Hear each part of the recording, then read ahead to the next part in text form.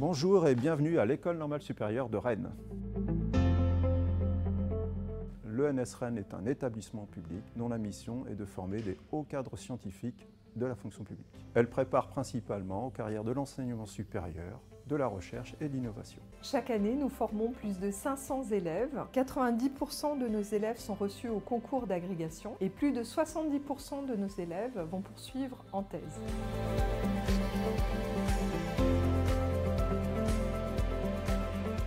L'École normale supérieure de Rennes est un lieu d'ouverture, de liberté de pensée, où les cultures et les sciences se créent et se développent. Le projet du département de mécatronique de l'ENS Rennes s'inscrit dans le projet des ENS, qui concerne donc l'enseignement et la recherche. Il s'inscrit plus particulièrement dans le projet de l'ENS Rennes, qui est de former des scientifiques au service de l'État. La mécatronique est un domaine pluridisciplinaire des sciences de l'ingénieur qui comprend l'électronique, la mécanique, l'automatique et l'informatique. L'idée en fait du département, c'est de donner une vision globale mais pointue du couplage disciplinaire entre l'énergie, l'information et la mécanique. Donc l'idée générale de la formation du département de mécatronique, c'est de former des agrégés docteurs dans les disciplines des sciences de l'ingénieur. C'est de leur donner également une vision allant du matériau au système complexe. La formation donc repose sur une maîtrise des sciences fondamentales et appliquées, des technologies de pointe et des démarches de conception. Elle est basée sur un tronc commun et des UE de spécialité en ingénierie électrique, en ingénierie mécanique et ingénierie informatique.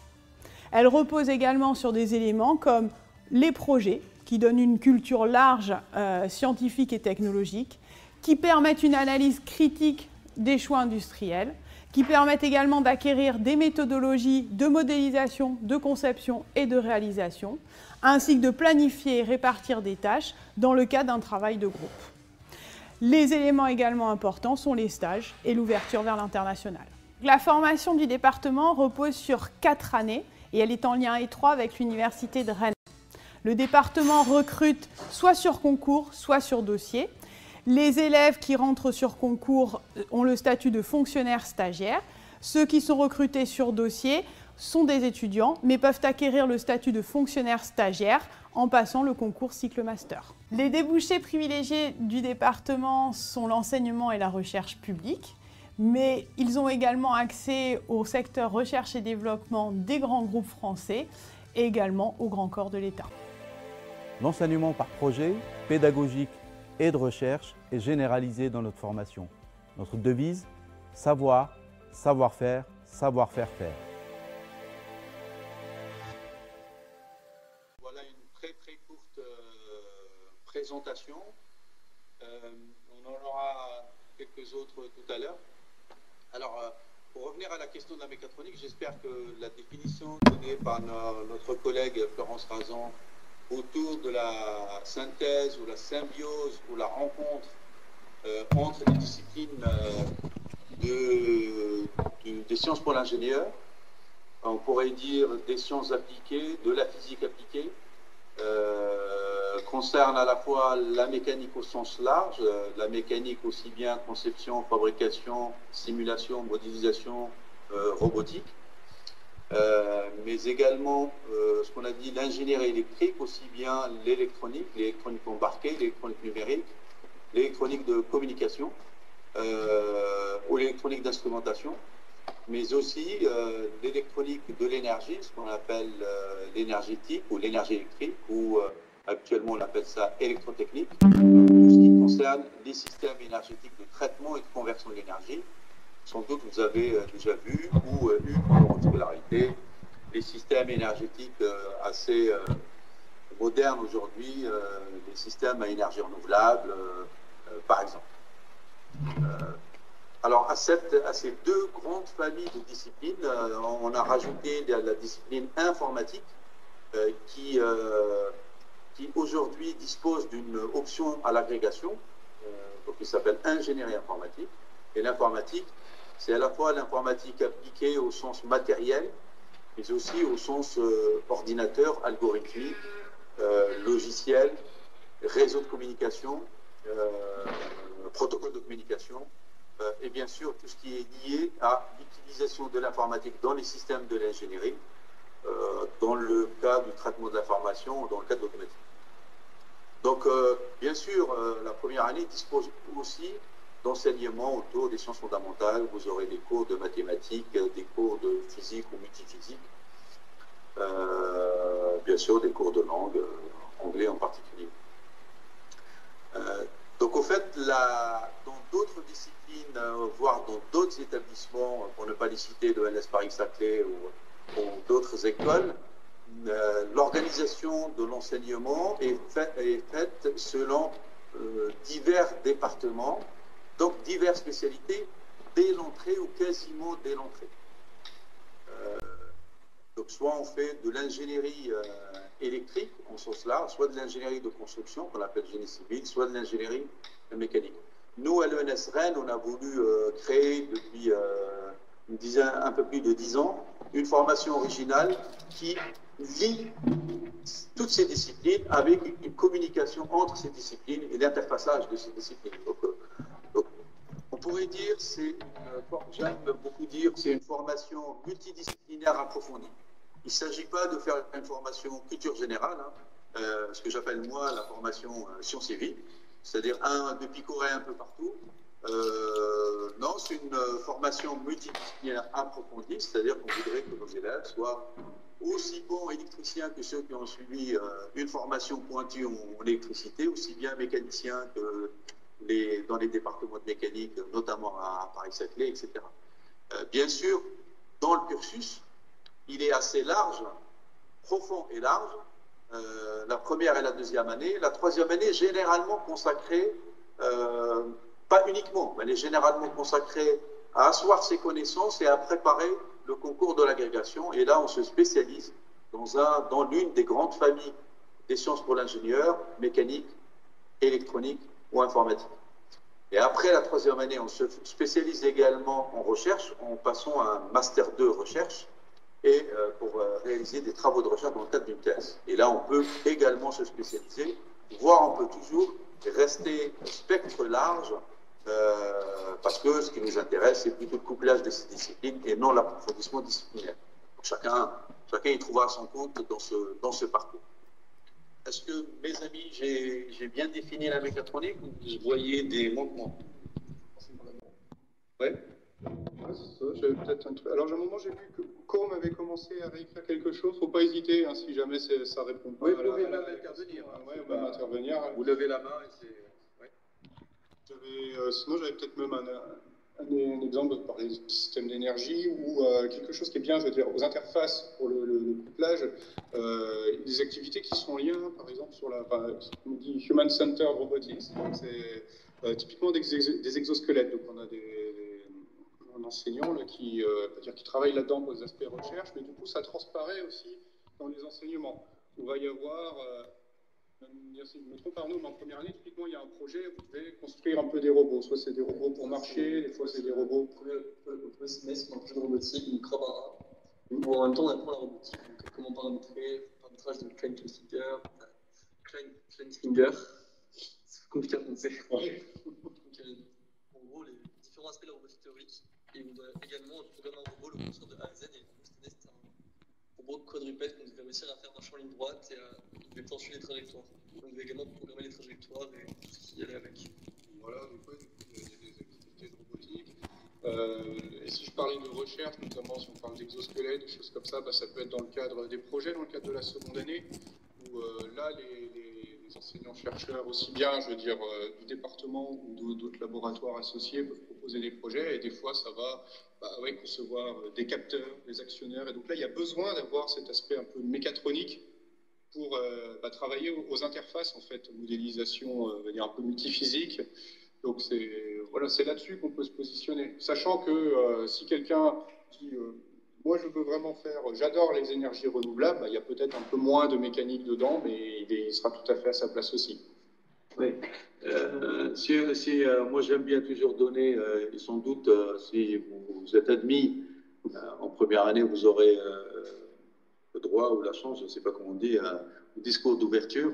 Et je vais donner cet exemple que j'aime beaucoup, qui est l'exemple de l'exemple de la fusion de matériaux.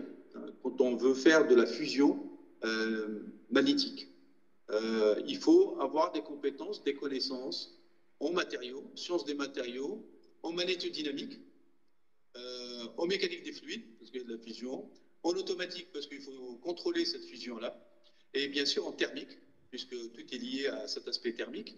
Et pour étudier les phénomènes liés à cette fusion, il faut avoir une perception très multiphysique des phénomènes pour résoudre, en tout cas optimiser ce processus.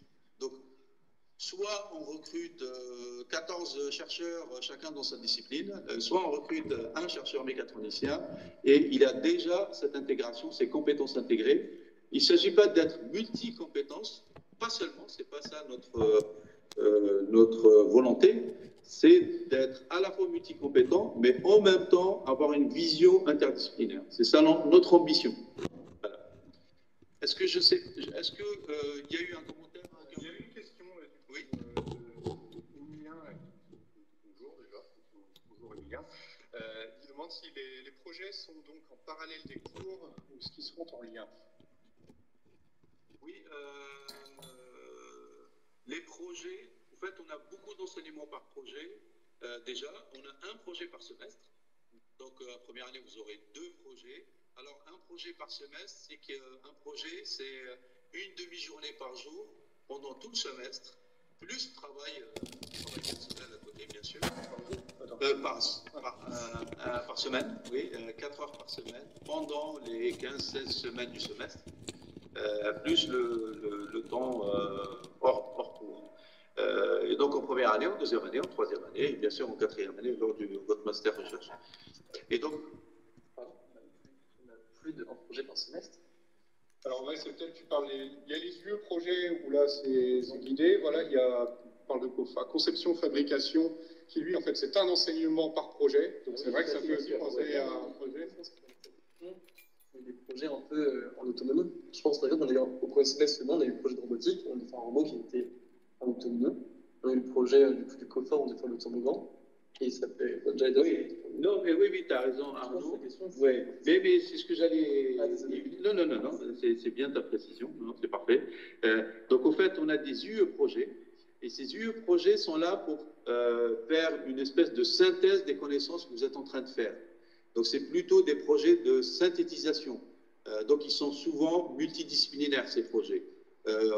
Dès que vous arrivez, vous allez suivre un projet qu'on appelle analyse de système mécatronique, ou rétro-engineering, piloté par Urban, et pour lequel, par exemple, on va vous remettre un objet acheté chez Castorama ou à la FNAC, sous emballage, et vous allez le démonter, le regarder, faire des expériences dessus pour expliquer, déjà connaître, réaliser des expériences et expliquer à la fois les phénomènes physiques mis en œuvre, soit pour mesurer, soit pour fonctionner, soit pour contrôler, et également nous expliquer les stratégies de réalisation de ces objets-là qui sont commerciaux.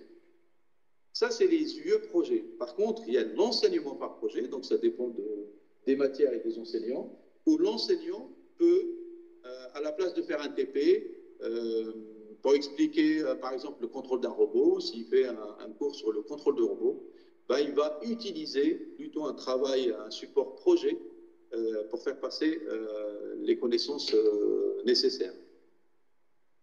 J'ai répondu à... C'est qui est Emilien. Oui. Est-ce que j'ai répondu à votre question, Emilien? Ah. Moi qui ai écrit un message de temps à autre, donc... Et donc oui, du coup, ça répond à la question. Ils sont en lien avec les cours, parce qu'il y a des cours qui utilisent le projet pour enseigner, et puis il y a quelques projets, effectivement, en parallèle, plutôt guidés en première année. En deuxième année, c'est plus en autonomie, projet recherche au premier semestre, projet plutôt didactique, pédagogique au second semestre. Je pense qu'en deuxième année, c'est plus individuel. Oui, c'est vrai, exactement, ouais.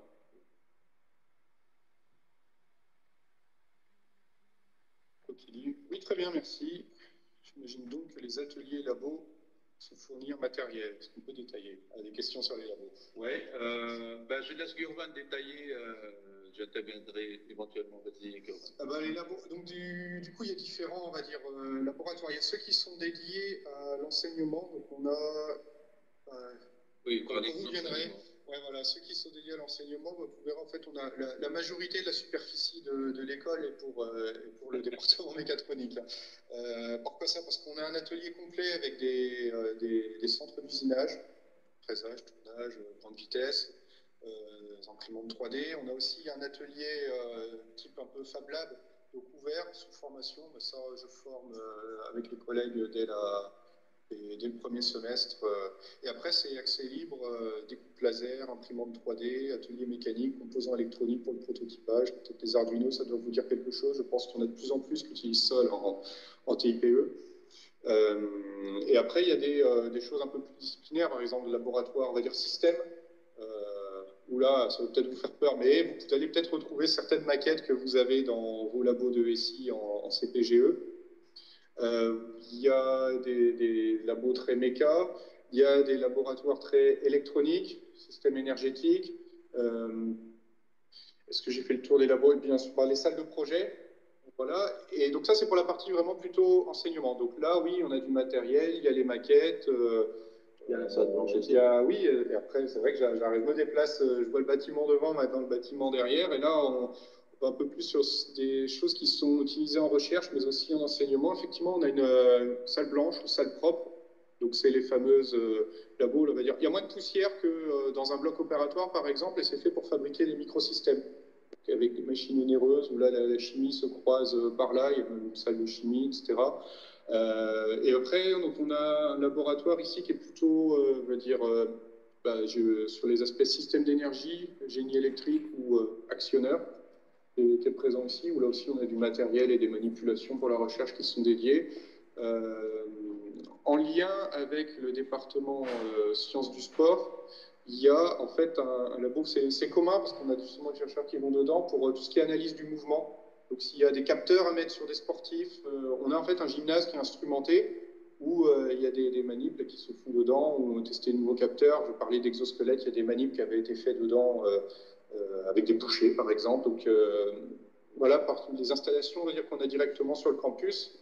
Sinon, pour d'autres projets, même y compris dès la première année, projets où on invite même à aller voir d'autres collègues qui vont se trouver, par exemple, sur le campus de Beaulieu, donc qui est plus dans dans Rennes, où là aussi, il y a des laboratoires en électronique ou en mécanique, même en sciences de l'environnement, qui peuvent vous accueillir. Oui, d'ailleurs, juste pour compléter, l'ENS Rennes est situé sur le campus de Carlan, près de la ville qui s'appelle Bru. C'est à quelques kilomètres de Rennes, de la ville de Rennes. Et l'université, la plus grande université scientifique de Rennes, se trouve à Beaulieu, nord-est. Et malgré le fait que les élèves de l'ENS au département mécatronique ont leur enseignement à 99% à l'ENS Rennes, ici, ils ont quelques cours.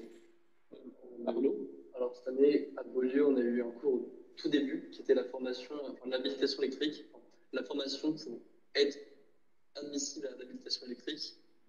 On n'a pas eu d'autres. Pas encore. Si, on a eu, c'était pas tout le monde, on a eu vraiment des mini-stages là-bas, des mini-stages à la recherche. Ouais. On était un peu répartis, il y avait tout ça, je sais plus le nom de l'UE. On était en binôme de deux. Ouais. Et on était avec des chercheurs pour les accompagner dans leur thèse, dans leur travaux de recherche. Mais il y a quelques TP en salle blanche, justement, sur les TP en troisième année Montaigne. Télécommunications en troisième année.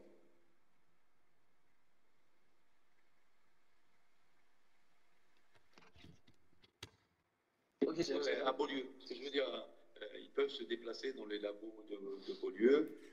Vous pouvez taper Beaulieu, Université de Rennes, vous allez voir éventuellement les labos de recherche. On a des très bons labos d'informatique, de mathématiques, de robotique, d'électronique, sciences de l'environnement. J'ai fait De traitement de signal et traitement d'image pour les applications médicales, ce qu'on appelle le laboratoire LTSI, de photonique, l'Institut Photon. Donc c'est tous des laboratoires, y compris ceux qui sont basés à l'ENS, hein, comme le nôtre, sont des UMR CNRS, qui est un gage de qualité. Tu as une question qui concerne les projets. Je demande s'il y a beaucoup de communication avec les différents chercheurs présents dans l'établissement. Alors de communication, c'est-à-dire est-ce qu'il y a des interactions? Donc, dans les projets, on est encadré donc, soit par des thésards, soit par nos profs, et ils sont tous des chercheurs, et bon, donc, oui, on interagit beaucoup avec les chercheurs. On a une question, on peut facilement aller les voir pour qu'ils puissent nous aiguiller, et on peut également aller voir d'autres chercheurs au besoin qui sont peut-être plus spécialisés dans ce domaine. Je pense par exemple à Yann Guéguin sur les chez Comsol, qui est assez performant dans ce domaine, et même s'il n'est pas forcément dans le projet, on peut lui poser des questions pour qu'il puisse nous aider. Donc ouais, il y a vraiment beaucoup d'interactions et de communication avec les différents chercheurs dans les projets. Ouais, je ne sais pas si je peux même élargir, c'est peut-être le lien, on va dire, prof-élève, parce que finalement, quand on dit prof, en fait, on est pour la plupart des enseignants-chercheurs. Donc, les chercheurs sont aussi les profs. Effectivement, voilà, il y a Yann Guéguin qui est enseignant-chercheur plutôt en mécanique. Tu allais lui poser une question pour un logiciel en mécanique.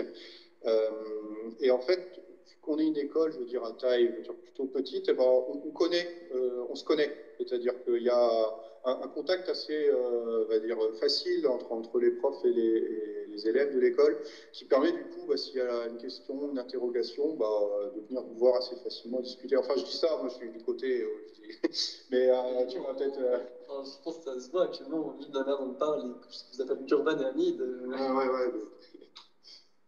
Oui, il y a quelques visites qui sont organisées aussi dans les laboratoires de recherche pour justement échanger, etc. Oui, là, on reste, ce qu'on dit, une école à taille humaine. Les rapports entre les élèves, les doctorants et les chercheurs est très direct. Il n'y a pas de formalisation. Alors, il y a une autre question. Est-ce qu'on peut se spécialiser en biomédical en lien avec les hôpitaux? La réponse, oui. Mais c'est le lien avec les hôpitaux qui m'interroge. Au fait, on a des cours un peu en lien avec le biomédical. Alors, par exemple, on a une équipe qui travaille sur les prothèses. Mais dans l'enseignement, vous n'allez pas avoir des TP dans les hôpitaux. Mais par contre, la mécatronique, et je dirais par essence, est très adaptée au biomédical. Quand je dis biomédical, je peux parler de prothèses, d'exosquelettes, je peux parler de tout ce qui est dispositif d'assistance médicale. Alors, quand est-ce qu'on peut le faire? En tout cas, vous aurez les compétences pour, mais vous aurez cette liberté de vous spécialiser en biomédical lors de votre Master 2 recherche. Donc, en 4e année, il y a des Master 2 qui sont dédiés au biomédical. Et donc là, on a déjà des anciens élèves qui ont fait des thèses en biomédical et qui font des recherches actuellement en biomédical, en lien, bien sûr, avec les hôpitaux. Il n'y a aucun souci. La discipline s'y prête très, très bien. Il y a même je ne sais pas si vous parlez, mais par exemple de séminaires qui sont organisés où on peut venir des chercheurs, ou même des gens d'entreprise. Ça me fait penser à un chirurgien qui est impliqué dans une start-up nantaise qui était venu donner un séminaire où ils expliquaient sur quoi ils travaillaient en termes de prothèses. Oui, on a eu déjà Carmat, le fameux cœur artificiel. En tout cas, ça s'y prête très très bien. C'est vraiment la mécatronique, c'est une des sciences entre guillemets fondamentales pour la robotique, pour la biomécanique, parce que c'est des domaines dans lesquels les interactions entre les disciplines scientifiques sont très fortes. Je pense qu'on peut aussi penser à l'aptique, la science du toucher, pour aider les chirurgiens à distance. Je sais qu'en début d'année, au premier semestre, on a eu des focus sur la robotique où différents chercheurs venaient présenter leurs travaux de recherche.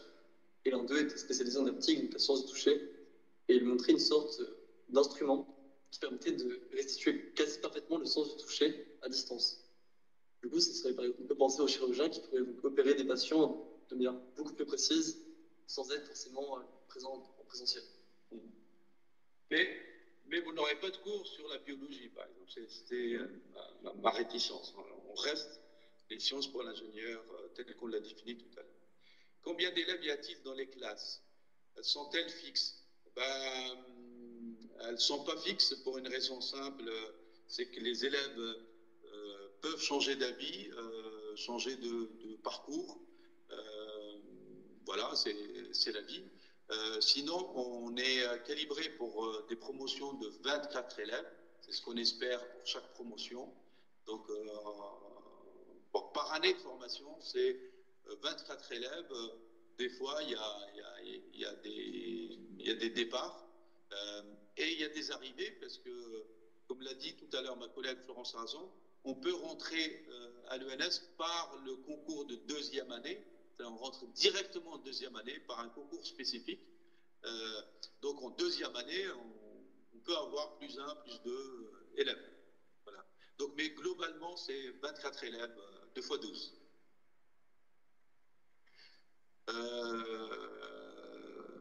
Oui. Jusqu'à des fois, il y a un peu moins. Voilà. Oui, ça. Voilà, mais ça dépend du recrutement, mais bon, ça, oui, c'est jusqu'à 24, parce que l'année avant, on était complet. Ouais. Et les statuts, Florence en a dit un mot, les statuts juste pour... donc, les 2 tiers de la promo, donc à peu près les 2 tiers, un peu moins des 24, ont un statut de fonctionnaire stagiaire. Donc ils ont passé le concours première année, banque, PT, TSI, PT, PSI, TSI et ATS. Ensuite, il y a les autres, ils ont un statut d'étudiant, donc rentrée en première année sur dossier, plus entretien. Ces élèves-là, parmi eux, il y aura, comme chaque année, 3 allocataires normaliens. Donc c'est des boursiers, ils ont un statut de boursier, mais un peu plus, c'est des boursiers plus, puisque l'ENS s'engage à ce que l'étudiant reçoive une bourse de 1 000 € sur 12 mois. Donc si les boursiers ils touchent une bourse du Crous de 200 €, l'ENS s'engage à compléter pour qu'il ait 1 000 € pendant 12 mois sur les 4 années. Y compris l'été, du coup. Y compris l'été, parce que l'été, il faut qu'on mange aussi, hein, paraît-il. Donc on demande de faire des stages. Voilà. Donc on a différence. Donc on a ce statut-là, fonctionnaire stagiaire. Donc on est salarié de la fonction publique pendant 4 ans. On a un statut d'allocataire normalien et on a un statut d'étudiant. Même si le statut d'étudiant, en deuxième année, ils peuvent prétendre, en passant le concours dont j'ai parlé tout à l'heure, le concours de deuxième année, pour basculer sur un statut de fonctionnaire stagiaire. Voilà pour les statuts. La formation à l'ENS, j'en ai pas dit, enfin, j'ai pas insisté, mais c'est 4 années. Hein. On rentre à l'ENS pour faire l'équivalent d'une licence 3, ensuite d'un master 1, ensuite en 3e année, on fait l'équivalent d'un master 2 pour préparer l'agrégation, asseoir les connaissances. Mais dans cette 3e année, on peut choisir de ne pas passer l'agrégation. On peut choisir deux autres parcours. Soit ce qu'on appelle un parcours recherche prélab, c'est-à-dire on va pendant 1 an faire un stage de recherche à l'étranger. Soit faire une formation aux interfaces de la mécatronique, une formation en biologie par exemple, une formation en mathématiques, une formation en archéologie, de niveau licence 3 ou master 1 maximum. Voilà, ça c'est, donc on a le choix, la plupart des élèves choisissent de préparer la grègue, et en 4e année, on choisit de faire un master 2 recherche dans la discipline et le projet qu'on souhaite, et partout en France, voire à l'étranger. En 4e année, beaucoup d'élèves ne restent pas à l'ENS, ils veulent visiter la France et l'Europe, Donc, ils peuvent faire une formation à la recherche partout en France. Et leur scolarité finie au bout de ce Master 2, ensuite, les élèves normaliens, quel que soit leur statut, peuvent prétendre à une bourse pour faire une thèse, une bourse qu'on appelle la bourse spécifique normalien, pour faire une thèse. Donc, ils déposent un projet de recherche avec leur professeur et ils passent un concours. Et si ils obtiennent cette bourse, ils sont financés 3 ans pour faire une thèse de doctorat, là aussi, n'importe où en France. Voilà, globalement. Je peux parler des débouchés après, si vous voulez. C'est une question qui va sans doute revenir. Voilà, juste avant d'aller sur les débouchés, il y a une question qui reprend la première année. Demande sur le programme des licences 3, donc alors SPI, donc oui, sciences pour l'ingénieur. Et d'ailleurs, alors ouais, EEA ou génie civil, c'est vrai que je peux préciser un petit peu. En fait, c'est ça, la première année, vous allez être inscrit à 3 endroits. Donc, bien entendu, il y a l'ENS Rennes pour le diplôme, première année du diplôme, et ensuite il y a 2 licences, donc qui elles sont, d'un point de vue technique, sont gérées par l'université de Rennes, mais voilà, 99% des cours sont ici, l'ENS Rennes, et donc dans ces licences-là, vous avez une qui s'appelle donc L3 EEEA, donc plutôt les aspects, je veux dire, électriques, électroniques, et une qui est donc SPM, sciences et propriétés de la matière, qui elle est plutôt, on va dire, ingénierie, enfin mécanique, pas génie civil du coup, plutôt conception mécanique. Et dans ces deux-là, il y a ce qu'on appelle un parcours, donc une option qui s'appelle donc ISC, ingénierie des systèmes complexes. Donc là, ça fait un peu compliqué là, les détails. Tout ça pour dire que même si c'est des L3 où l'inscription se fait à l'université de Rennes, en fait, le contenu est vraiment particulier à ce qui est suivi par les élèves de l'ENS Rennes. Donc, typiquement, qu'est-ce qu'il y a? Si, il y a peut-être un cours de mutualisé, justement, il est mutualisé avec plutôt une unité d'enseignement qui a lieu en master à la fac. Donc, voilà, sinon, c'est vraiment, on va dire, un cursus, je veux dire, fait sur mesure là, pour nos élèves. Et donc, pour répondre directement à la question, la première année, ce n'est pas la licence de l'université EEA et mécanique, ce qu'on appelle SPI, SPM, mais c'est une formation de première année totalement dédiée aux élèves de l'ENS. Par contre, cerise sur le gâteau, l'université, par les accords qu'on a, vous octroie pour cette formation de première année 2 diplômes, une licence EEA et une licence de mécanique qu'on appelle la licence SPI. Donc, il vous donne 2 tampons parce que vous avez suivi la formation première année à l'ENS. Vous aurez droit à 2 diplômes. Voilà.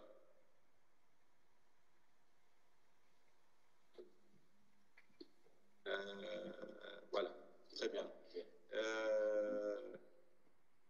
Oui, en deuxième année, c'est un Master 1. À l'époque, on délivrait la même combine, c'est-à-dire on suivait une formation de deuxième année à l'ENS, multidisciplinaire, et l'université, par cette formation, nous met 2 tampons, aux élèves, 2 masters également. On a arrêté cette procédure pour la deuxième année. On délivre nous-mêmes, en accord avec l'université, un master qu'on a appelé ingénierie des systèmes complexes, que la notion de mécatronique n'existe pas officiellement. Voilà. Donc on a créé un master dédié à cette deuxième année à l'ENS.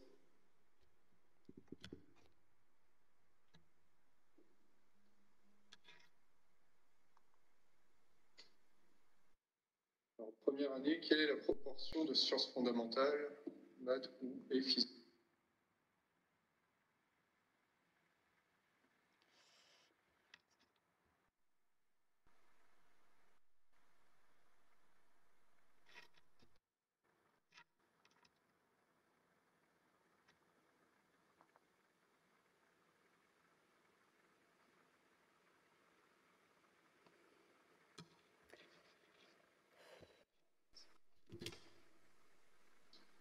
Le système, en termes de maths, et en termes de physique, je ne sais pas s'il parle de physique fondamentale, type, on n'a pas forcément ici, de physique plus électronique, mécanique du solide. Oui, peut-être physique, c'est élément Il y a un cours sur photonique, on a un cours de photonique. Ouais. Mais personnellement, je tendance à mettre aussi la MEMA en physique. Oui, mais Je sais pas si c'est celle qui entend. C'est vrai que c'est, voilà, enfin, en fait, vous serez un peu surpris. Quand on est en prépa, mon fils est en prépa, donc je sais à peu près de quoi il retourne. Au fait, la partie physique du solide, des semi-conducteurs par exemple, la thermodynamique, le Lagrangien, tout ça, vous le voyez, c'est un prof de physique qui vous donne ses cours. Mais à partir après la prépa, et en particulier à l'ENS, c'est pas des profs de physique qui font ces cours, c'est des profs spécialisés du domaine, par exemple la modélisation mécanique. Donc est-ce que c'est de la physique ou pas?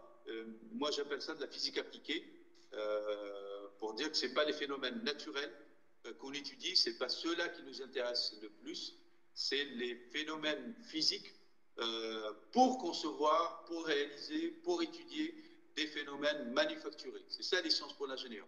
On n'étudie pas les vents comme phénomène pour les changements climatiques. Par contre, on étudie les vents pour la production d'énergie éolienne. Donc c'est toujours, il y a un objectif d'utilité manufacturière, c'est-à-dire pour en faire un objet, ou un système, ou un capteur. Un exemple typique, cela est une question sur la physique. Vous pensez électromagnétisme, il va y avoir différents cours en fonction de si on va réutiliser, je veux dire, la modélisation, l'électromagnétisme pour parler de propagation d'ondes et donc de faire de l'hyperfréquence, des antennes, des choses comme ça. Ou alors, on va refaire de l'électromagnétisme, cette fois-ci dans des matériaux, où on va regarder ce qui se passe d'un point de vue un peu plus précis sur les matériaux. Et là, on va dire, c'est des cours d'élec, c'est du génie électrique. Et alors que, voilà, comme dit Hamid, c'est plutôt enseigné en cours de physique. Et là où justement où on va aller plus loin, c'est les aspects, les difficultés vont venir, la complexité va venir plutôt de prise en compte de matériaux, de choses un peu plus réelles, parce qu'il y a l'application derrière. La sphère chargée dans le vide, ça marche bien. Ah, dans le vide, justement, il n'y en a pas trop autour de nous. C'est qu'un exemple, mais donc c'est dans le sens où nous, on va dire, c'est plus appliqué, quoi. Même si finalement les équations restent, on va dire, les mêmes à la base, quoi. D'un point de vue mathématique, donc effectivement, nous, c'est ce qu'on appelle des maths appliquées, quoi. Donc, typiquement, les probas, parce que les probas, on fait de l'analyse, ça va fait penser à la physique statistique, mais du coup, c'est parce que c'est, je veux dire, appliqué dans les sciences pour l'ingénieur. Il y a aussi tout ce qui va être les maths appli pour la résolution numérique d'équations. Parce que typiquement, les logiciels qui vont faire des calculs, des simulations, etc., utilisent ces maths qu'il y a derrière. Donc c'est plutôt dans un aspect à vocation d'être appliqué. Cependant, ça n'empêche pas qu'il y a quand même les théorèmes qui justifient qu'il y a bien la convergence mathématique suffisante pour que les calculs qui sont faits donnent des bonnes approximations, des choses comme ça. Donc on voit le côté appliqué, mais il y a quand même cet aspect, je veux dire, utilisation de sciences fondamentales à une vocation appliquée. Ce qu'on ne fait pas, peut-être c'est plus simple, hein, c'est justement, il y a un commentaire physique type prépa, donc on redit, oui, c'est physique type prépa, puisque je vous rappelle que l'électromagnétisme, vous l'avez étudié en prépa, ou la thermodynamique, donc c'est ce qu'on fait. Ce qu'on ne fait pas, par contre, c'est la mécanique quantique, on ne fait pas. On fait très peu d'optique, même si on a un cours de photonique. Dans la photonique, il y a un petit peu de mécanique quantique. Oui, très très peu. Un petit peu. Voilà. On ne fait pas de chimie, on ne fait pas de la physique relativiste, la relativité restreinte ou généralisée.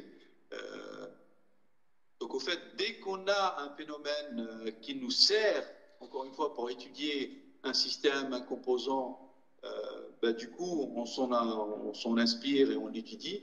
Si c'est un phénomène qui ne nous sert pas, entre guillemets, on ne le fait pas.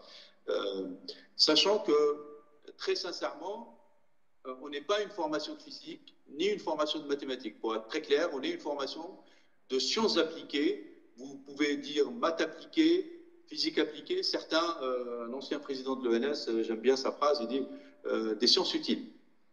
Hein, ça peut choquer certains, mais les sciences pour lesquelles on a une utilité, une visée, un objectif. Par contre, rien n'empêche de plus tard de faire un master puis une thèse dans les disciplines, certes appliquées, mais plus proches de la physique, ou plus proches des mathématiques. Toujours dans l'esprit appliqué. C'est pas interdit. En parlant de... Ah bah vas-y. Je vais ajouter deux choses. Donc, juste sur les cours du coup un peu théoriques, je pense notamment à la mécanique des matériaux, donc mécanique des milieux continus, qui est un cours qui permet d'étudier comment les solides se déforment tout bonnement et les interactions, quels sont les défauts. Donc c'est un cours qui est très théorique, où il y a une théorie qui est assez solide, et pourtant qui est très très appliquée également, parce que c'est grâce à cette théorie derrière, donc notamment qui sont précisées en aéronautique pour les avions, pour les construire, pour les modéliser. C'est beaucoup de mécanique des blocs continus, et ça reste un cours très théorique. Et sinon, on pourrait autre chose à laquelle je me pensais en parlant de mécanique quantique, on a une UE au deuxième semestre qui s'appelle le cours d'orientation au choix, COAC, sur lequel là on a 75 heures sur lesquelles on peut étudier à peu près n'importe quel domaine, tant que ce domaine reste scientifique et rattachable d'une manière ou d'une autre à la mécatronique. Je pense que je m'abuse. Oui, c'est ça. Cours à choix, oui. Vous avez de la liberté quand même. On a qu'on fait cosmologie, on a qu'on fait physique quantique, on a qu'on fait l'éthique en sciences, même de l'archéologie. Enfin, voilà, ça, on valide parce que justement on incite aussi à une ouverture d'esprit. Donc c'est vrai que quelqu'un qui se dit j'aime bien la mécatronique, mais je suis curieux de savoir ce que c'est que la physique quantique, ça peut être une manière de voir comme ça. Ouais. Vous avez une question sur YouTube? Oui, parce qu'on parlait justement en parlant de ce qu'on fait, de ce qu'on ne fait pas. Qu'est-ce que font les autres ENS qu'on fait ou qu'on ne fait pas? Voilà. D'abord, je voudrais dire un mot. D'abord, on se compare à une seule autre ENS, parce que sur les 4, il n'y en a que 2 qui font les sciences pour l'ingénieur, Paris-Saclay, et puis nous-mêmes. Lyon et Ulm ne font pas les sciences pour l'ingénieur. Ils font informatique, en particulier Lyon. On a un département d'informatique, mais au sens informatique mathématique, informatique cryptage, preuve, algorithmique. Ça, c'est un autre concours, c'est de l'informatique théorique. Donc, la seule ENS avec laquelle on peut se comparer, c'est notre maison mère, puisque avant on était ENS Cachan. On était une antenne de ENS Cachan et après on a pris notre indépendance. Et à l'ENS Paris-Saclay, c'est ce que j'ai dit tout à l'heure, en sciences pour l'ingénieur, ils ont 3 départements. Un département EEA, pour faire simple, électronique. Un département mécanique, qu'on appelle le DGM, département de génie mécanique, et un département DGC, de génie civil. Alors, quand on rentre en première année à Paris-Saclay, on rentre ce qu'on appelle une première année Saphir. C'est une formation multidisciplinaire qui ressemble un peu à notre formation mécatronique, sachant qu'ils l'ont créée, c'est des amis, donc il n'y a pas de... Ils l'ont créée après nous. Et donc c'est en réalité un semestre de tronc commun où on réunit tous les élèves de l'ENS qui ont choisi Sciences pour l'ingénieur pour leur faire un peu d'électromagnétisme, un peu de mécanique quantique, un peu d'optique, un peu d'informatique, un peu de génie civil. C'est un semestre très très transdisciplinaire et après au deuxième semestre ils commencent à se spécialiser pour choisir un département in fine. En fin d'année ils doivent choisir une spécialité et un département d'électronique ou génie civil ou de mécanique. Nous, on a choisi de fonder une formation sur 4 ans, encore une fois, multidisciplinaire, approfondie. Donc, notre année Saphir dure 4 ans, si vous voulez. Voilà la différence. À mon sens, majeure. Il y a une différence aussi, je pense, qui est une différence liée à l'enseignement par projet. Je pense qu'on a beaucoup plus de projets et de stages intégrés à la formation durant les 4 ans que pour les autres ENS. C'est le sentiment que j'ai. On connaît très bien l'ENS Paris-Saclay, avec qui on travaille toujours.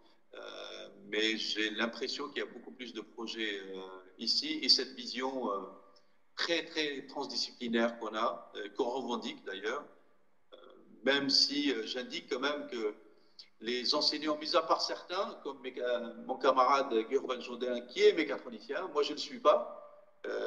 Moi je suis quelqu'un très disciplinaire.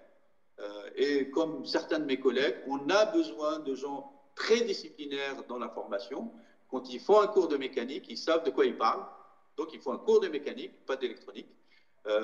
Et puis, des gens qui ont cette vision transversale, comme Gurban, qui interviennent à la fois sur certains cours transversaux, des cours pointus, parce qu'il a une activité de recherche aussi dans un domaine assez pointu, et notamment dans les projets. Voilà. Je ne sais pas si j'ai répondu en toute objectivité. Peut-être autre différence, Paris-Saclay, c'est Paris-Saclay, il y a l'endroit. C'est Paris, si vous aimez Paris, c'est là qu'il faut y aller, sachant que Saclay, ce n'est pas Paris, hein, pour les Parisiens intramuros. Mais il y a un contexte, intéressant aussi. Il y a beaucoup de laboratoires de recherche. C'est la région parisienne. Rennes, c'est plutôt l'école est à taille humaine. C'est une ville. On vous passera quelques vidéos tout à l'heure. C'est une ville très étudiante. Hein. Rennes, c'est 216 000 habitants pour 64 000 étudiants. Vous faites le ratio, c'est à peu près le plus élevé ratio étudiants-habitants de France. C'est le plus élevé. Voilà. Donc, ce qui implique une vie étudiante et un tissu académique très élevé. Beaucoup de labos, beaucoup d'universités, des écoles d'ingé, etc. Voilà, la différence maintenant, voilà, c'est pas Paris. Donc, en tout cas, le choix que vous faites, ça sera toujours le bon. Hein, parce que c'est votre choix. Donc ça, il faut en être convaincu. Hein. Il n'y a aucune pression, c'est votre avenir qui compte, hein, c'est pas le mien. Voilà. Même sur les débouchés, parce que si on veut vraiment, on va dire, comparer, on peut regarder typiquement, que ce soit à Paris-Saclay ou ici, on prépare au concours de l'agrégation, on voit dans les résultats, dire, là, on se tire la bourre entre copains à voir qui a préparé quels élèves, etc. Mais enfin, c'est très comparable, une année sur l'autre, nous on est devant, ils sont devant, on est plutôt devant. Donc non, je veux dire, c'est globalement le contenu, je pense qu'ici, je veux dire, ça se vaut tout à fait. Et voilà, Hamid expliquait un peu les différences, une spécialisation un peu plus jeune, des aspects enseignement sur projet un peu différents. Ouais. Et après, voilà, le cadre, le contexte avec la ville, etc. est différent. Ouais, alors, quelle liberté est accordée aux élèves quant à leur choix de stage, recherche en labo, R&D, etc. Alors, je laisse parler mes camarades, mais il y a la liberté pendant qu'ils sont en scolarité à l'ENS, c'est-à-dire pendant les 4 ans, et la liberté après les 4 ans. C'est 2 volets de votre question, parce que je vois R&D, il y a 2 volets qui sont différents. Alors, pendant l'ENS. Alors, pendant l'ENS, la liberté assez libre dans la recherche de stage, je trouve. Enfin, généralement, si on vient à l'ENS, on peut faire soit de la recherche, soit de l'enseignement, ou des choses quand même assez théoriques. On ne vient pas forcément pour être ingénieur, vu qu'on n'est pas une école d'ingénieur. Bon, vous m'arrêtez si je me trompe, hein, mais... Surtout pas une école d'ingénieur. Alors juste, j'en profite, une parenthèse, on n'est pas une école d'ingénieurs. Certains se disent, c'est quoi une ENS? L'école normale supérieure, c'est nous formons les cadres scientifiques de la nation, à la fois pour la recherche, qu'elle soit d'ailleurs industrielle ou académique, hein, c'est pas le problème, et dans l'enseignement, et plutôt l'enseignement post-bac. Et aussi, comme conseiller des politiques publiques dans les ministères, ce qu'on appelle le concours des grands corps. Alors, pourquoi on n'est pas une école d'ingénieurs? Parce que, on ne donne pas de diplôme. Le titre d'ingénieur, il n'y en a pas, l'ENS, on n'est pas une école d'ingénieurs. Ça, c'est la première chose importante. Si votre rêve d'enfant, c'est d'avoir le titre d'ingénieur, inscrivez-vous dans une école d'ingénieurs et vous serez heureux. On ne délivre pas de titre d'ingénieur. Ça, c'est la première chose. On pourrait l'avoir, le diplôme d'ingénieur à l'ENS, mais en faisant une parenthèse, c'est-à-dire en demandant une césure, donc en arrêtant sa scolarité à l'ENS, en faisant une année ou 2, c'est plutôt 2, dans une école d'ingénieur, et on revient à l'ENS. Ça, c'est possible. Mais nous, on ne délivre pas le diplôme d'ingénieur. Et la deuxième différence des écoles d'ingénieurs, c'est qu'on fait de la science du matin au soir, de la première année à la 4e année.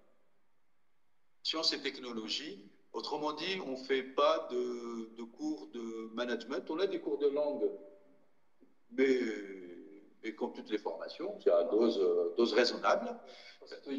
Voilà, passer le TOEIC. On n'a pas de cours de management, de cours d'Excel, de cours de gestion de projet, des cours... vous voyez ce que je veux dire? C'est science, science, science. Les gens qui aiment manager, qui aiment diriger des sociétés, qui aiment monter des startups, je pense qu'il vaut mieux qu'ils aillent dans une école d'ingénieurs, centrale généraliste, centrale des arts ou autre.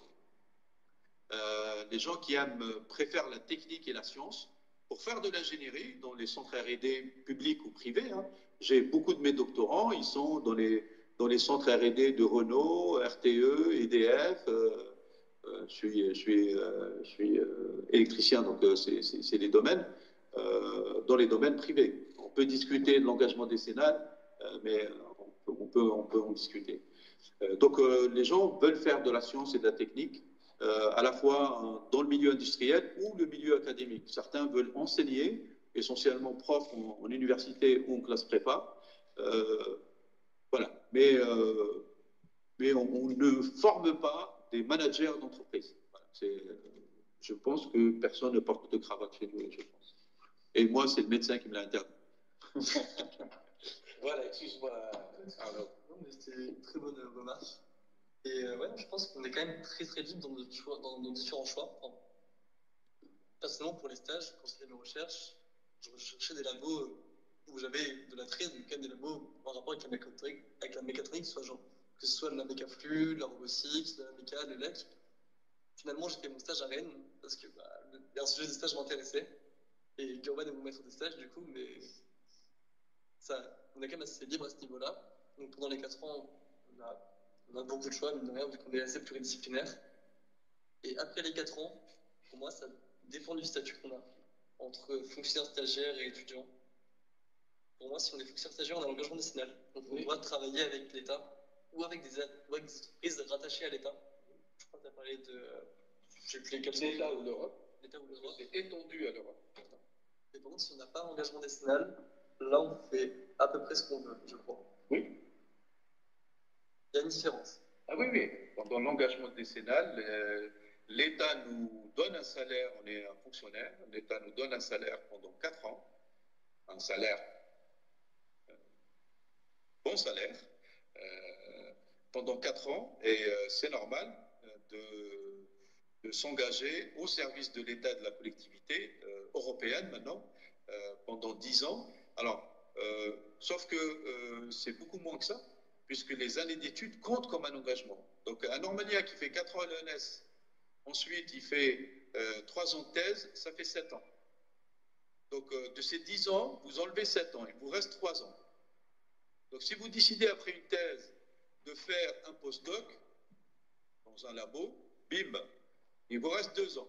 Si vous allez travailler dans le privé et vous dites il faut que je rembourse 2 ans, parce qu'il me reste 2 ans, si vous voulez m'embaucher, il faut rembourser 2 ans, je peux vous garantir, parce que ça c'est déjà fait, que l'entreprise n'hésite pas, compte tenu de votre qualité scientifique et de votre école, n'hésite pas à verser votre salaire et vous promettre de verser les 2 ans de salaire à l'ENS, au ministère. Donc, c'est vraiment pas un problème.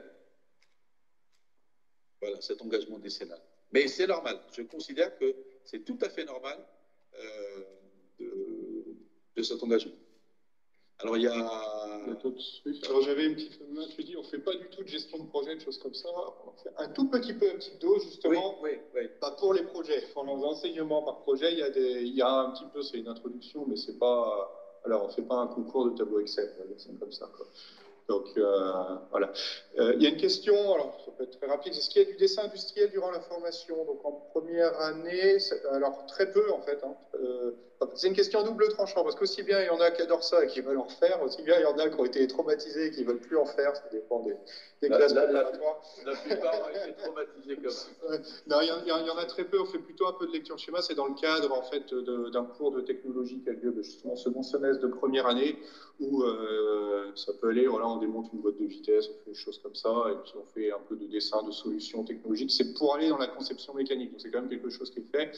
Mais on fait très peu de dessin industriel. Les normes, Alors, on ne va pas vous apprendre les normes automobiles pour faire du dessin industriel. Il y en a qui ont déjà vu là, des schémas cotés industrie automobile, ça ne donne pas envie d'être lu quand on n'est pas dedans. Donc, mais on ne fait pas ça, ça reste plutôt c'est soft, hein, c'est soft, ouais, voilà. Et certains cours de dessin, même, pour les PT, ils sont exemptés, non? Oui. Donc les PT, par exemple, qui ont déjà fait du schéma du dessin industriel, ils sont exemptés. Les PSI, ils ne font pas, d'ailleurs. Il n'y a pas de... il n'y a pas de dessin industriel en prépa, et par contre, l'ENS, on rattrape entre psy, voilà. Entre psy, ATS et TSI. Je crois il n'y en avait pas cette année, mais je crois qu'ils sont de base avec nous. Et on reprend les bases.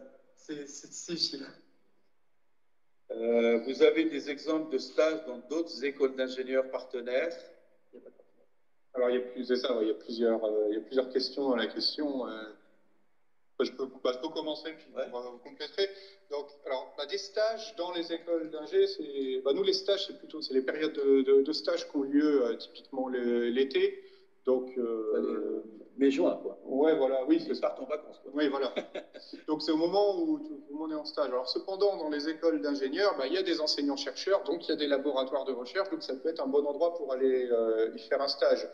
Qu'est-ce qu'il y a comme ça? Je n'ai pas compris la question. Ouais, moi, je ne comprends pas trop la question. Vous avez des exemples de stage? Oui. Parce que, cette année, on a personne qui a été en stage dans les écoles d'ingé.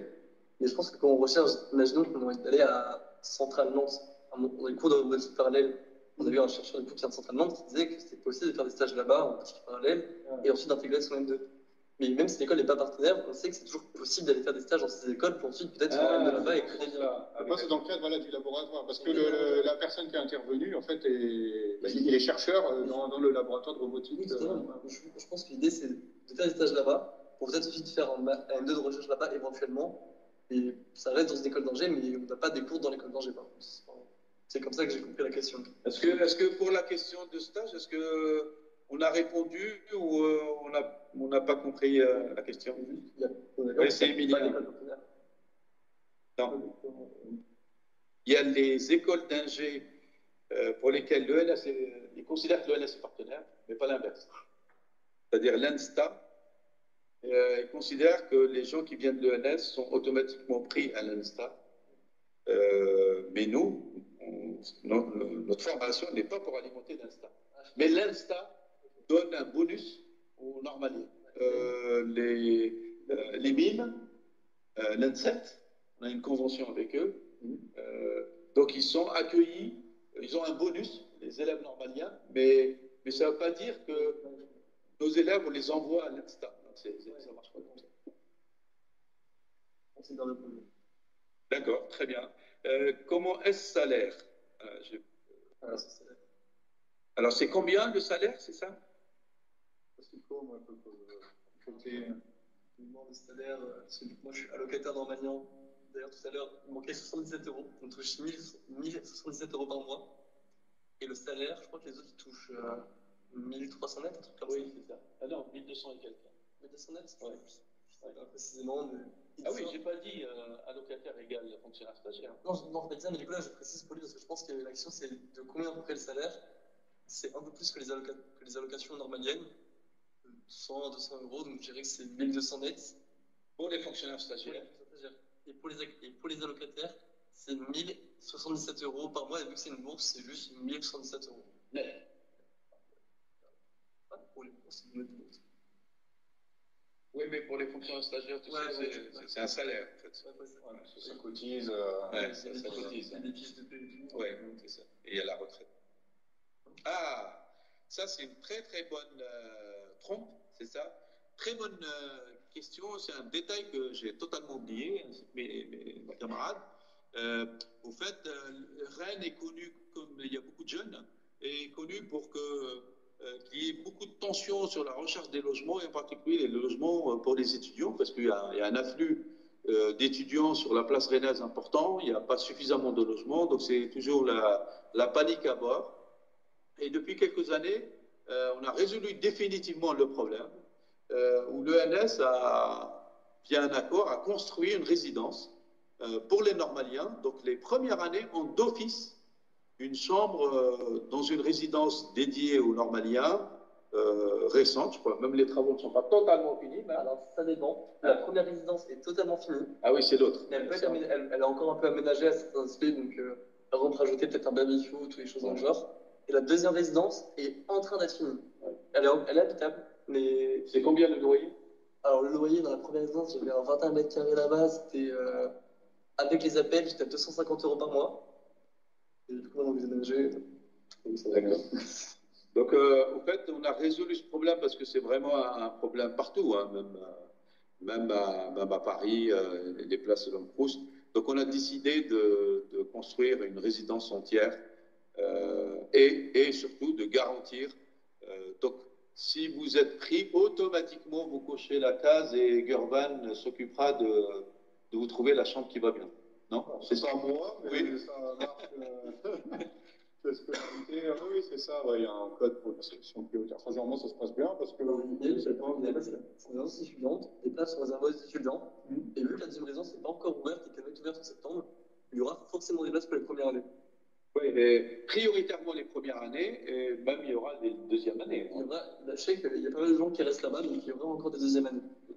Donc ça, c'est très chouette. Il faut y avoir vécu pendant 1 an. Franchement, c'est bien. Les chambres sont correctes, tout est bien, c'est bien isolé, il n'y a pas de problème. C'est une nouvelle construction, mais elle n'est pas sur place. Hein. Elle est plutôt en ville de Rennes. Oui, peut-être c'est la dame qui ferme l'école. Elle est dans la ville de Rennes, donc il faut... Généralement, les élèves font du covoiturage. Elle est près du métro. Donc là, le métro, la ligne 2, elle va recommencer, elle était en panne. Donc il faut prendre 2 métros, un métro plus bus. Sinon, les élèves font du covoiturage. Et c'est en covoiturage, on est peut-être à 20 minutes, même pas. Oui, dans ce sens-là, en plus, ça ne fonctionne pas. Ouais. Quelles sont les mobilités des étudiants pendant les 4 années à l'ENS? Possibilité de double diplôme? Y a-t-il des possibilités d'aller dans les écoles non scientifiques, Sciences Po par exemple? Alors il y a plusieurs choses. La mobilité existe. En deuxième année, deuxième semestre, donc du M1, il y a des mobilités Erasmus, on a un service dédié. Donc il y a des accords avec un certain nombre d'universités, des accords avec l'ENS et ça c'est l'intérêt que vous faites une double inscription à l'ENS et à l'université. Vous profitez également des accords de l'université de Rennes avec le monde entier. Ils ont des accords un peu partout dans le monde. Donc vous pouvez faire un Erasmus là où vous voulez. Ça c'est une première chose en termes de mobilité. Il y a l'Erasmus, il y a même des bourses. Oui, il y a une aide. Il y a des aides de la métropole aussi. Enfin, il y a plusieurs dispositifs. Et vous êtes accompagné ici par le service des relations internationales à ce sujet. Voilà. Alors il y a ensuite une autre mobilité, c'est de dire j'arrête ma scolarité à l'ENS, je demande une césure ou un CCP si vous êtes fonctionnaire stagiaire, c'est-à-dire on vous bloque votre scolarité, il n'y a aucune conséquence après. Bien sûr, on fait une demande et puis le département l'examine. Et pendant cette coupure, il y a certains qui le font. Vous faites une autre formation, dessin, pâte à modeler. Vous pouvez partir à l'étranger. Cette année, il y a un élève qui est parti faire des photographies en faisant le tour du monde. Il y en a qui font d'autres activités totalement différentes, des formations éventuellement. Et puis après, une fois qu'ils ont fait le tour, les autres formations, ben, ils reviennent. Il y a une demande de réintégration, elle est tout le temps acceptée, hein, bien sûr. Ils vont revenir. Donc on a droit à deux coupures pendant les 4 ans, donc maximum de 2 ans donc, pour faire ce qu'on veut. Alors ensuite, votre question de Sciences Po, elle est intéressante. Par exemple, il y a pas mal d'élèves qui ils préparent le concours des grands corps, pas mal d'élèves de mécatronique, qui préparent le concours des grands corps, et ce qu'ils font, c'est qu'ils passent l'agrégation, très bien, en 3e année, ils passent l'agrégation, ensuite, ils arrêtent leur scolarité en césure, ils s'inscrivent au M1 de Sciences Po, notamment en politique publique, par exemple, différentes formations. Celle que je connais, c'est politique publique, industrielle. Ils font le M1 et ils font la deuxième année de Sciences Po pour avoir le diplôme de Sciences Po. Et cette deuxième année vaut pour un Master 2. Donc, en fait, ça veut dire qu'ils font une coupure juste d'1 an pour faire la première année de Sciences Po, M1. Ensuite, ils reviennent, ils font la deuxième année Sciences Po qui compte pour la 4e année de l'ENS. Et ensuite, bien sûr, ils passent le concours des grands corps. Quelquefois, ils sont admissibles. Voire, on a eu, il y a 1 an ou 2 ans, Samama qui a été admise dans les grands corps. Il y a un peu plus lointain, on a eu Mathias, on a eu Modoseto, etc. Voilà. Donc, par contre, on n'a pas une politique de double diplôme. C'est une question qui revient quelquefois pendant les 4 ans. On n'a pas de politique de double diplôme. On est déjà assez occupé ici. En fait. Oui, c'est ça. Première, parce que c'est une fausse raison, en tout cas, c'est déjà une raison. Après, c'est pas du tout de. Voilà, comme vous disiez, Hamid, on peut aller ailleurs. Et puis surtout, en fait, c'est assez bizarre parce que la 4e année, en fait, est une année où on vous demande d'aller, en fait, faire un master ailleurs, un master recherche ailleurs. Donc vous aurez finalement un diplôme d'une autre université. Alors, vous pouvez rester le faire à l'UNESREN ou à l'université de Rennes, mais sinon, la plupart, voilà. Donc vous aurez ce master effectivement Polytechnique, Université de Strasbourg, Marseille, Lille, ou le PFL en Suisse, en Belgique, au Danemark. Effectivement, mais ça, c'est votre démarche dans le cadre de la 4e année. On n'a pas des accords en tant que tels, comme les écoles d'ingé, par exemple, de double diplôme. Ensuite, j'ai oublié. Parce que l'heure avance. Après, il y a une question, je pense que celle-là peut être intéressante. C'est voilà, c'est vrai. J'ai souvent dit, voilà, les élèves viennent de CPGE. Est-ce qu'il y a d'autres provenances? Très bonne remarque. Tout à fait. C'est vrai que la majorité viennent de CPGE, que ce soit sur concours ou sur dossier, mais pas que. Et justement, il faut pas se limiter. Il ne faut pas se dire, oh là là, j'ai pas fait prépa, du coup, je candidate pas. C'est pas un critère, je veux dire, nécessaire pour venir ici. Avec une restriction, quand même. Pour être honnête, on souhaite accueillir beaucoup plus de ce que j'appelle d'universitaires, donc licence but 3. On souhaite accueillir plus d'universitaires, seulement on a un défaut, c'est qu'on a une formation transversale exigeante. Or, les licences et les buts sont spécialisés par définition, sauf si vous connaissez un but transversal, un but mécatronique par exemple, mais généralement les buts sont disciplinaires. Et donc, pourquoi pas, ils viennent chez nous, mais il faut qu'ils fassent un effort très important. Par exemple, s'ils ont fait un but GU2I, pour ceux qui connaissent, c'est plutôt génie électrique, informatique industrielle, ils intègrent la première année mécatronique, ça veut dire qu'ils ont tout un pan disciplinaire autour de la mécanique qu'ils n'ont pas vu, alors que les autres CPGE l'ont vu, donc ils vont se retrouver en difficulté. Sauf qu'ils sont à l'aise sur la partie génie électrique, informatique industrielle, et très mal à l'aise sur la partie mécanique. Du coup, à nous de juger quand ils déposent une demande, est-ce qu'ils sont capables, ils sont suffisamment bons dans leur discipline pour s'investir beaucoup plus dans la discipline qui leur manque. Donc notre regard va se porter là-dessus. Mais on ne dira jamais, ah, but, non. Non, ils sont tout à fait éligibles à rentrer à l'ENS, bien au contraire. Par contre, il y a cette difficulté pour les élèves, il faut qu'ils réussissent. Il ne faut pas qu'on les envoie à l'échec, ça ne sert à rien. Donc à nous de mesurer le taux de réussite ou la probabilité de réussite en fonction, encore une fois, des capacités à assurer le déficit de l'autre discipline qui n'est pas leur spécialité. C'est surtout ça la difficulté. D'ailleurs, il y a eu... C'est pour ça qu'il y a les entretiens quand on recrute sur dossier. Et alors, bon, je ne suis pas le plus vieux ici, mais avant, on m'a dit... Oui, mais je n'ai pas dit ça. Mais en fait, je crois qu'il n'y a pas eu d'échec. À chaque fois que quelqu'un a été accepté et recruté, parce qu'il y a, je crois, eu d'échecs scolaires, il n'y en a pas eu. Hein. Non. Ouais, voilà, c'est ça. Généralement, voilà, on évalue bien la probabilité de réussite et et on ne se trompe pas. Donc, il ne faut pas hésiter à candidater, et en discutant, généralement, on arrive à voir, quoi. Oui. Emilia écrit. Oui, peut-être une question encore, Emilia. Parce qu'après, il y a d'autres choses à faire, parce qu'il y a un moment d'échange. Non, on va vous passer juste, Cécile, je suis désolé, il est un peu tard. Cécile, on répond à cette question et après, si tu peux lancer le témoignage d'anciens élèves, peut-être. Eh ben, pour les entretiens, on va organiser ça. Une bonne partie devrait tomber entre jeudi et vendredi de la semaine prochaine. Donc, voilà, s'il y en a qui ont candidaté et qui se posent les questions, le 20 et 21 juin, voilà, rendez-vous disponible. Faites ça. D'ailleurs, on les fera plutôt en visio, c'est plus simple en fait, pour tout le monde. L'entretien, est-ce que je peux en dire un peu plus? Oui. Entre 30 et 45 minutes, où on va discuter, on va vous demander de vous représenter. Ça ne sert à rien de nous lire directement votre CV parce qu'on l'aura lu, mais plutôt de dire ce qui vous semble important vis-à-vis de votre candidature. Pourquoi vous voulez venir chez nous? Et puis après, on va discuter un peu. Ce sera aussi l'occasion de répondre à vos questions. Donc, questions peut-être que vous n'avez pas osé la poser aujourd'hui. Et puis après, c'est ça. Les réponses viendront très vite après.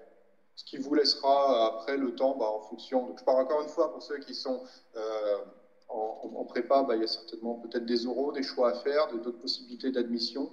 Ça, on en est conscient. Mais voilà, au moins, on répondra rapidement, ce qui peut aussi être utile pour les autres personnes qui n'attendent pas de résultats de concours. Oui, c'est un entretien de sincérité. Et encore une fois, on doit répondre nous-mêmes à deux questions. Un, est-ce que la formation UNS, c'est celle qui vous convient? On a vu déjà des élèves qui disent oui, je veux devenir ingénieur. Très bien. Je n'ai pas de jugement de valeur, c'est pas ici. Ou certains, ils veulent faire des disciplines qui n'existent pas en mécatronique. Par exemple, je veux faire des études de mathématiques pures, fondamentales. Oui, on n'est pas un département de mathématiques, je le dis tout de suite, pour ceux qui m'écoutent. Ça, c'est la première chose. Et la deuxième question, votre taux de réussite, ce n'est pas vos qualités autant que telles, c'est votre taux de réussite. C'est-à-dire, est-ce qu'on estime que vous avez les compétences acquises auparavant, la volonté, la croyance, si j'ose dire, d'aller jusqu'au bout de cette formation, qui est exigeante, j'avoue, comme pour toutes les formations, je pense, de ce niveau-là. C'est des formations exigeantes, relativement denses, en première année en particulier, mais très cool, et à mon sens, plutôt, comment on pourrait dire, dans lesquels on se pose et on apprend des choses. On n'est pas là en prépa à vous faire du bourrage de crâne, mais on apprend, on comprend les choses. On prend le temps de comprendre les choses. J'ai l'impression, je passe sous le contrôle d'Arnaud. Est-ce que j'ai dit des mensonges, des tricheries? Non, je suis bien d'accord. On apprend des choses, on les comprend de nous-mêmes. Enfin, vous nous aidez à les comprendre, vous nous donnez les connaissances. Et après, on doit quand même se poser à un moment et se dire qu'est-ce que j'ai appris? Je sais que c'est expert en prépa, comme tu dis, c'est pas du bourrage de crâne. On a des TP où vous êtes là pour nous aider, pour nous guider. Et les TP sont beaucoup plus poussés qu'en prépa, je trouve. Donc, on doit quand même beaucoup plus se poser et se dire ok, qu'est-ce qui se passe? Réellement, quels sont les phénomènes qui peuvent poser des problèmes? Même dans les projets, on a besoin de comprendre ce qu'on fait et pas juste de retenir ce qu'on fait. Donc je suis vraiment d'accord avec toi. Et j'aime beaucoup dire que quand on a fait prépa ou licence ou but, souvent, surtout en prépa, souvent on dit qu'une fois la prépa réussie, si j'ose dire, on sait résoudre des problèmes. Donc on est construit pour résoudre des problèmes, mais qu'on vous a posés. Quand vous rentrez à l'ENS, on essaie de vous changer et de vous dire, il faut qu'à la fin, vous sachiez non pas résoudre un problème, mais le poser. Et c'est une difficulté majeure, ça. Formuler un problème nouveau par ce qui nous attend comme changement dans tous les sens. Il faut qu'on forme des générations qui savent formuler un problème et bien sûr les résoudre. Donc il faut qu'on bascule, on vous fasse basculer de je sais résoudre un problème posé, c'est ce qu'on apprend en prépa, on vous exprime un problème, vous savez le résoudre, à je sais formuler un problème, déjà le détecter, formuler un problème et le résoudre. Et les 4 ans servent à ça, voire les 7 ans quand on fait une thèse. Deux choses. Est-ce que je peux mettre un message pour mettre mon adresse mail? Ah, super, oui. Ben... Ah oui. Oui, donc si vous avez envie, merci Arnaud, si vous avez envie de poser des questions, non pas à des vieux, mais à des jeunes, il y a Arnaud qui va poster son numéro. Voilà, super. Sur est-ce qu'il y a pas mal de fêtes le soir? Est-ce que c'est des questions que vous ne voulez pas poser devant nous, par exemple, alors que vous auriez pu? Voilà. Super, merci Arnaud. Ça, j'avais une question. Et aussi, j'ai quelque chose. Bon, c'est pas grave, je me dis ce que je voulais dire. Alors, d'où tu viens, tiens, te demande. Alors, à la base, je viens de la campagne. Non. Sérieusement, j'ai fait mes études en région parisienne, près de Saint-Maur-des-Fossés, au lycée Marcelin Berthelot. Voilà, en présence. Ouais. J'étais en psy normal. J'ai postulé sur dossier parce que sur concours, je savais que j'avais quelques lacunes, notamment en français. J'étais bon en sciences, mais j'avais des lacunes en français, ce qui posait problème pour être admis sur concours du coup. Donc j'ai postulé sur dossier pour intégrer l'ENS parce que c'est une formation que je voulais faire. L'ENS Rennes en particulièrement parce que la mécatronique me plaît et j'arrive pas à savoir quel domaine de la recherche dans lequel j'aimerais aller. Plus des prothèses, plus de robotique, de la méca, l'électro, c'est compliqué à dire. Donc j'ai été à l'ENS Rennes pour ça. Et ça va, je pense que je m'en sors assez bien. Non, vous me trompez, hein, si jamais j'ai l'impression de bien m'en sortir dans l'année. Ce que je fais me plaît. Certes, c'est assez dense, notamment au premier semestre, on a beaucoup de comptes rendus à faire, on fait du 8h-18h, mais ça reste intéressant. Et je ne regrette pas du tout mon choix d'être venu ici. Super, alors comme il faut qu'on avance, avant, comment est la vie étudiante sur le campus? On va y répondre, mais après, si Cécile veut bien lancer la vidéo, parce qu'il y a des petites réponses, au moins sur les témoignages des élèves.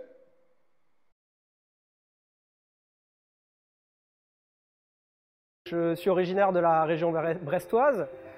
Donc j'étais en classe préparatoire à Brest, au lycée Kérichen et Vauban, en section PSI. J'ai ensuite intégré le département mécatronique de l'ENS en 2009. J'ai passé l'agrégation de mécanique. J'étais en Erasmus, j'ai passé 4 mois en Suède à Göteborg et ensuite environ 5 mois en Norvège à Bergen. Ensuite, j'ai débuté une thèse au Conservatoire national des arts et métiers sur la thématique de la réduction des vibrations par couplage piezoélectrique. Donc après 3 ans, j'ai obtenu mon doctorat. J'ai effectué un post-doctorat toujours de recherche dans la même thématique en Belgique, à Liège. Et j'ai ensuite obtenu un poste de maître de conférence au Conservatoire national des arts et métiers à Paris, où je suis actuellement. J'ai intégré donc l'ENS en 2006 après avoir suivi une prépa PTS-IPT à Reims. Donc j'ai intégré l'école en 2006, j'ai suivi le magistère sur les 2 premières années, puis la prépa Greg génie mécanique donc, en 2009. J'en ai suivi donc un master 2 mécatronique à l'université de Rennes 1, donc en partenariat avec l'ENS Rennes. Donc sur cette année de master 2, il y a eu la partie on va dire cours sur le premier semestre et puis un second semestre donc avec la partie recherche et un stage de recherche où j'ai commencé en fait sur ma thématique de thèse, donc la fabrication additive. Ça s'est passé donc à Nantes, à l'IRSIN, donc à Centrale Nantes, et puis également à l'ENS, donc avec une partie recherche sur le site de Centrale Nantes et puis une partie enseignement à l'ENS Rennes. Donc à chaque fois sur la thématique de la fabrication additive, donc avec une grosse partie de méca, mais également de l'informatique avec tout ce qui est optimisation de trajectoire, etc. Et puis donc un aspect en fait système complet, donc mécatronique, on va dire, sur l'ensemble du système, prendre en compte en fait l'ensemble des propriétés du système, du produit à fabriquer, et puis donc des contraintes procédés. Actuellement, je suis enseignant en classe préparatoire grandes écoles donc, au lycée Henri IV à Paris. J'ai 4 classes PCSI, MPSI, MP, MP étoile, donc je les ai en sciences industrielles de l'ingénieur. Au niveau enseignement, donc j'ai commencé juste après mon année de prépa à Greg. J'ai fait des enseignements à l'IUT de Rennes, à l'ENS également, puis l'Université de Rennes, donc sur différentes thématiques, principalement sur des thématiques de génie mécanique, mais aussi de mécanique. Et puis, toujours en parallèle de mes cours au lycée, j'interviens toujours sur quelques cours à l'ENS pour garder quelques liens avec l'école. J'ai effectué une classe préparatoire aux grandes écoles PTSI-PT au lycée Eugène Livette à Nantes. Donc, quand je suis rentrée à l'ENS, j'ai suivi le parcours classique composé de 2 licences 3 en mécanique et en électronique associées au parcours de la formation. Ensuite viennent les 2 Master 1 associés en électronique et en mécanique, tout en suivant la formation à l'ENS. Cette année, je suis en préparation à l'agrégation en sciences industrielles option informatique. J'envisage l'année prochaine de faire un M2 en mathématiques qui me permettrait d'obtenir des compétences en simulation et modélisation afin de pouvoir gagner en compétences et de faire une thèse plus sereinement en biomécanique. Ouais, donc l'école m'a apporté déjà une partie apprentissage scientifique que j'ai suivi sur ces 4 années, de mécatronique, mais aussi sur l'année de prépa grec, une formation plus précisément sur la partie génie mécanique, donc avec une grosse base de connaissances scientifiques. Et puis également une partie, on va dire, plus pédagogique qui sert aujourd'hui, c'est-à-dire sur comment enseigner finalement, comment enseigner ces matières. Donc ce que je cherchais à l'ENS, c'était à la fois une école qui me permette d'améliorer mes compétences en électronique et tout en suivant les cours en mécanique, ce qui n'est pas permis dans toutes les écoles. Pour moi, la valeur ajoutée de l'ENS, c'est une école familiale, donc je m'attendais à trouver à la fois une petite taille avec plein de compétences. Ce que je cherchais aussi, c'est de continuer à la fois en mécanique et en électronique, et c'est ce que j'ai pu trouver à travers tous les professeurs qui me permettent de découvrir tous les aspects différents de ces matières.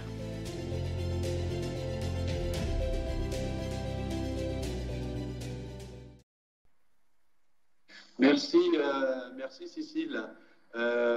Au fait, vous pouvez, il y a d'autres témoignages, il suffit d'aller, comme c'était mis dans la vidéo, sur le site du département mécatronique via le site de l'ENS Rennes. Vous pouvez accéder à d'autres témoignages des anciens avec des profils très, très variés. Excusez-moi, est-ce que, Cécile, pour finir, est-ce que tu peux passer la vidéo, s'il te plaît, sur la vie à Rennes, les témoignages d'élèves, s'il te plaît. Rennes, j'aime bien parce que c'est une ville assez étudiante. Je trouve que c'est une ville qui est très agréable à vivre. C'est très beau. Après, il y a des petits problèmes avec le temps, mais... J'aime bien l'idée d'avoir une ville de taille raisonnable dans laquelle on peut se déplacer sans avoir besoin de sa voiture. La ville de Rennes, en tout cas, est très étudiante et très dynamique, avec beaucoup de soirées. Les bars sont ouverts pratiquement tous les soirs. C'est très chouette, il y a une très belle vie au sein de cette ville, les gens sont très sympas. La Bretagne, pour moi c'est la fête, c'est comment le partage, le bonheur, il y a tout ce qu'il faut pour être heureux, quoi.